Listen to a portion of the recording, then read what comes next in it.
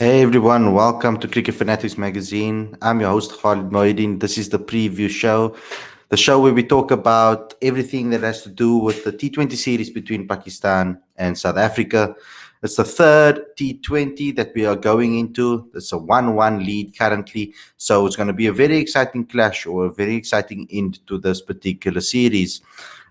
Who's going to win it? We don't know. We've seen basically two completely different performances from two different teams in the two opening games.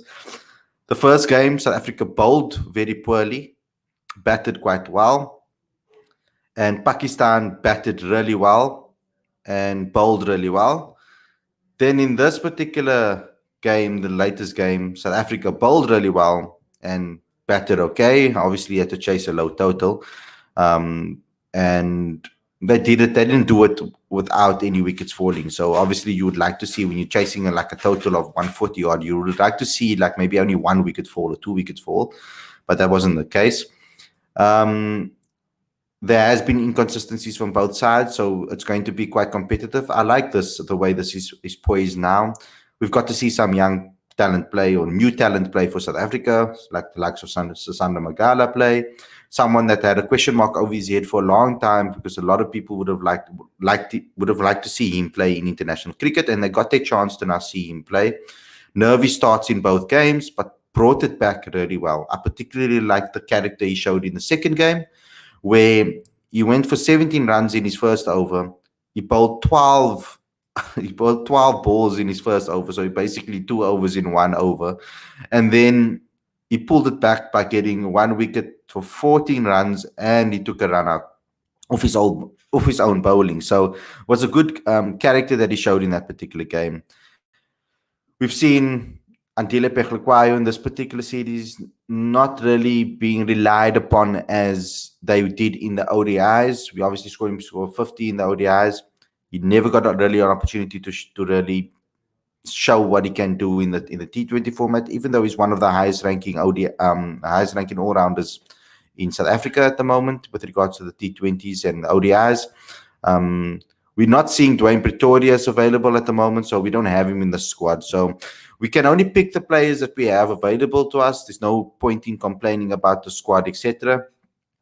If I'm going to think about the new team, if I'm going to think about the team that I want to play for the new game, for the game tomorrow, I'll only probably make one change. Now, it's of my understanding, if I think about it and I look over the whole season as a whole from South Africa's point of view, I think South Africa might be running into some transformation issues with regards to selection. As you guys know, the transformation needs to be over a period of time, and they need to select a team over a period of time with the right amount of quota system numbers, etc. So normally what they'll do is they'd favor one particular format. Before, it used to be the T20 format. They used to pick on strength for ODIs and T20s, and then they'd swamp the T20 side with a whole lot of players of color so that they can equal out the transformation requirements.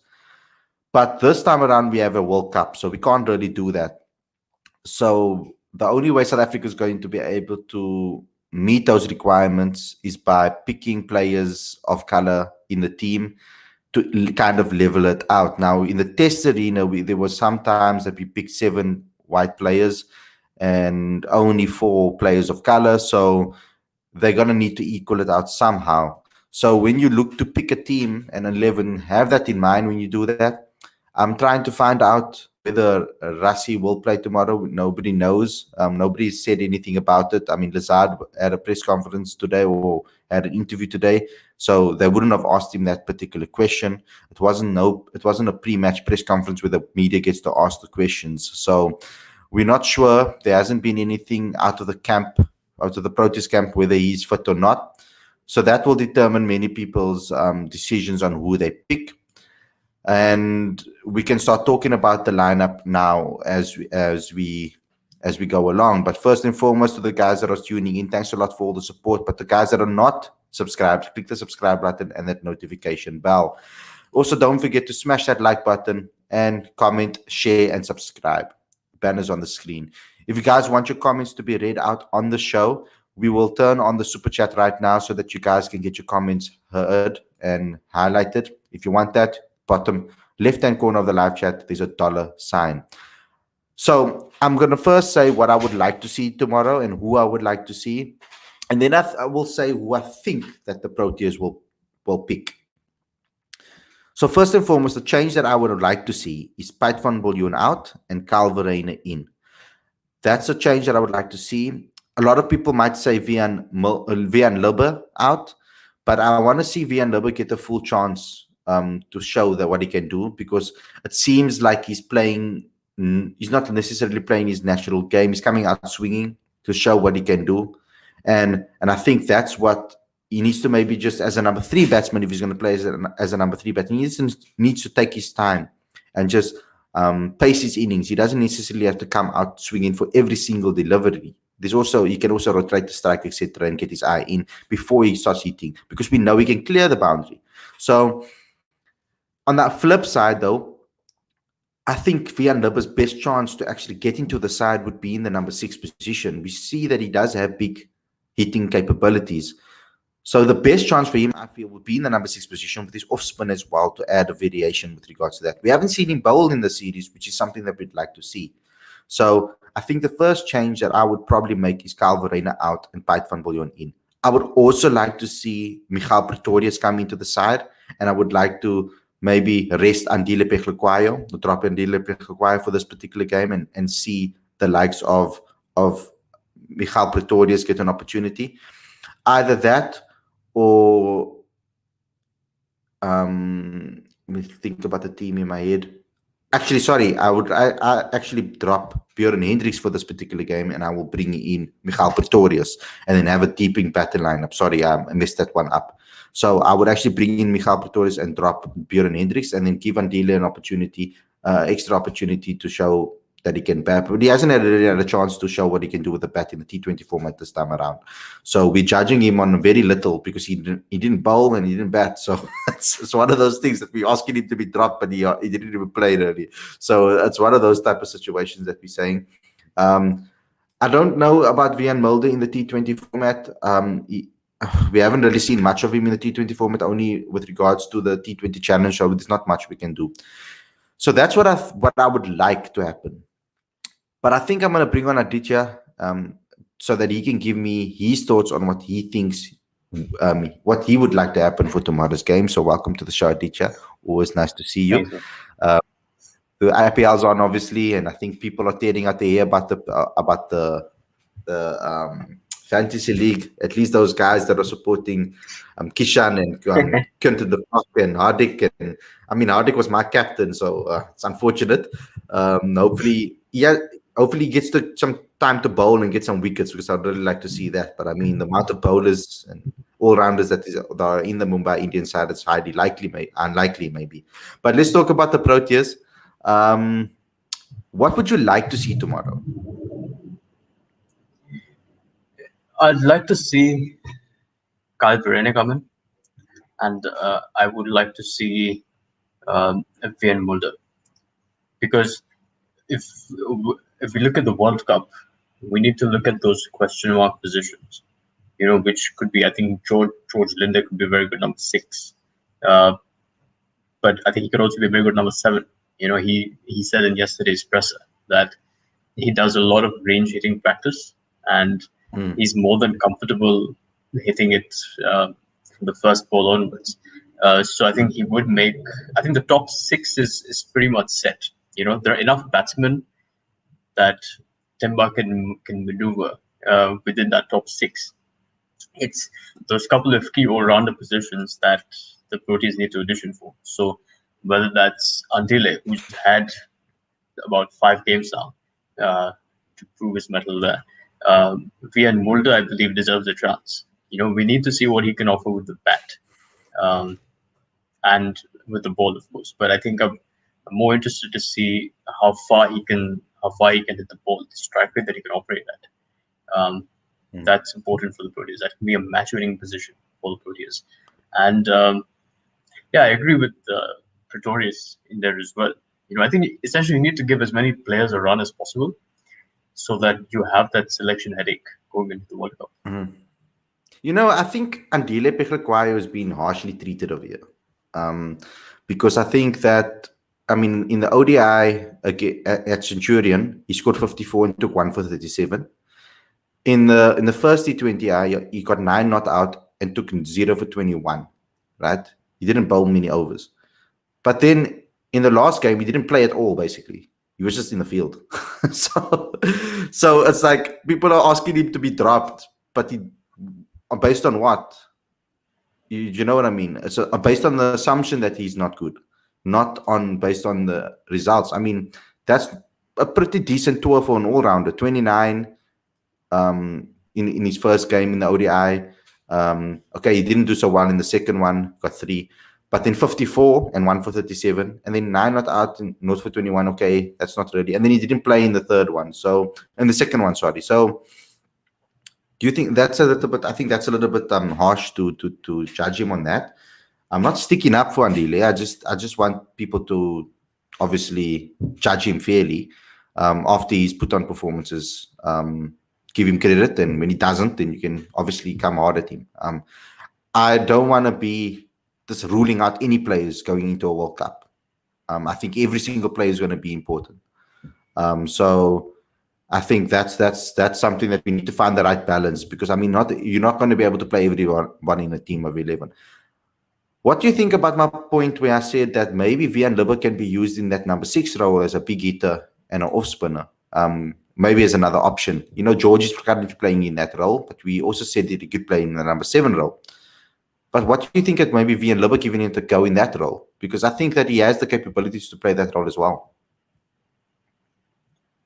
He does, but I feel like the Proteas want to use him as a floater, no? Because they tried him at 3 the other day. And you see, he bats at 3 for him. In the Mzansi Super League, he bats 3 for Durban. And he scored like 84, I think, or something like that from the number 3 position. So I know he is a top order batsman. I know him as a top order batsman. But my problem is at the moment when he's coming in, he's not playing like a top order batsman. He's not taking his time like I know him to do normally. He takes his time to get his eye in and then starts hitting. So he's playing. It's almost like he seems a bit rushed. Like he was forced into to make big shots when he didn't need to. That's just my assessment so far of his performances so far, because I know how good he is. I think that might come with game time.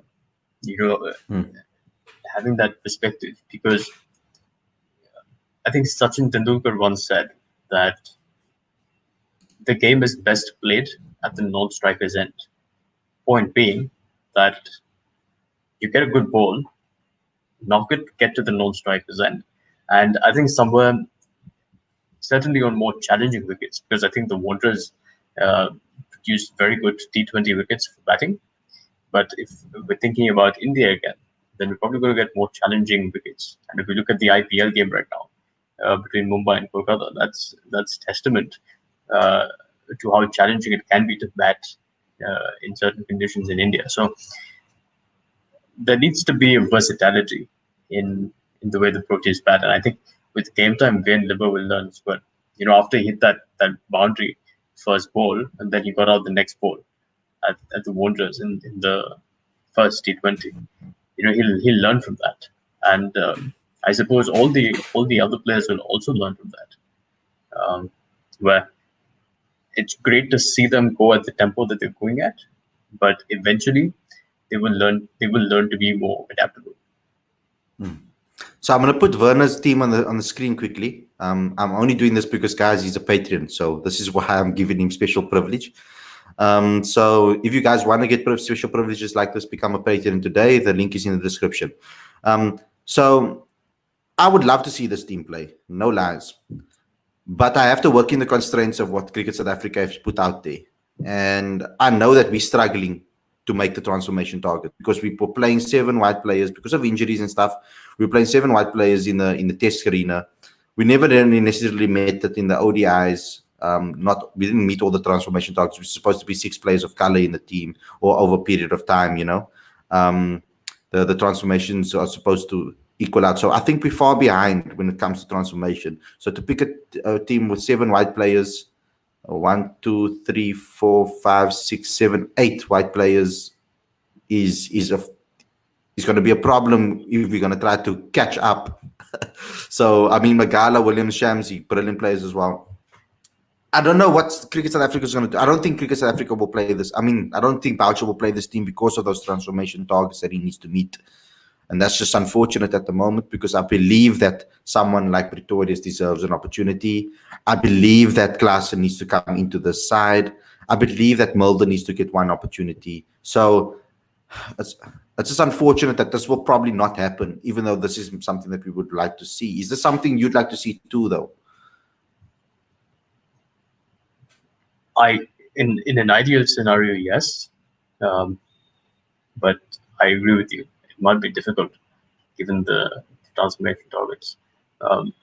Yeah. Sorry, guys. This is Michael Pretorius, not Dwayne Pretorius. Just to let you guys know. Yes. Yeah. Sorry, Aditya. Yes. They're all saying Dwayne in the comments. Yeah. Look, it's one of those things where you want to give as many players as much exposure as possible. And, as Boucher said in a press conference, the guys are desperate for spots in the team. So, yeah, in an ideal scenario, we'd love to see Verreynne back, love to see Verreynne Mulder in the team. But at the same time, I also feel like this is that game that is very crucial for the confidence of the South African team, because Boucher desperately needs a series win under his belt. I don't think anyone can get away with the argument that we didn't have our experienced players and we just tried to experiment and see what our best combinations for the World Cup. I think for the confidence of this team going into the next season, they need to win this, and it will do them a world of good if they can beat this Pakistan team that is at full strength.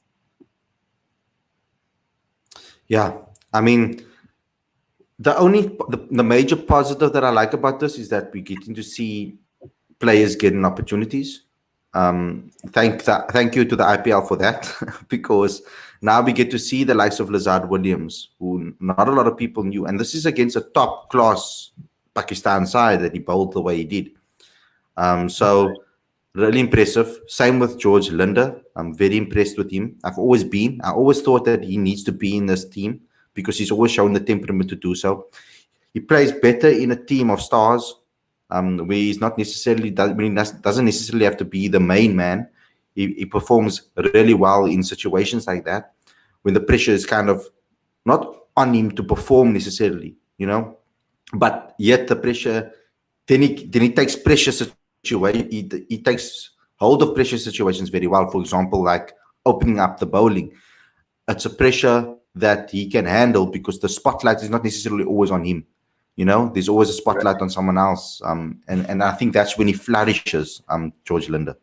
So, yeah, that's mainly what we want to see. I'm hoping that South Africa can pull off a win here. It would be really good because, Boucher, 2 series wins out of 11 is not good enough.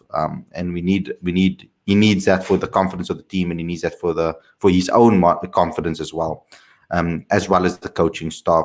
Final wrap up about this currently.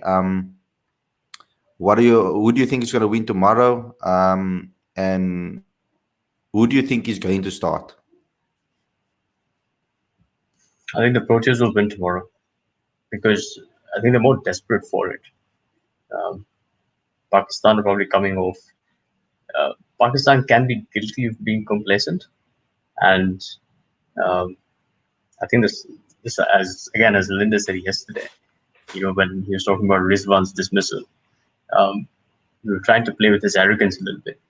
So I think that's what South Africa needs to do again tomorrow. Play with their arrogance a bit. Be a bit brave with selection as well as field placements and strategy and so on, which I think they will do. But I don't see more than 1 or 2 changes in the team at the most. Yeah, me neither. Yeah.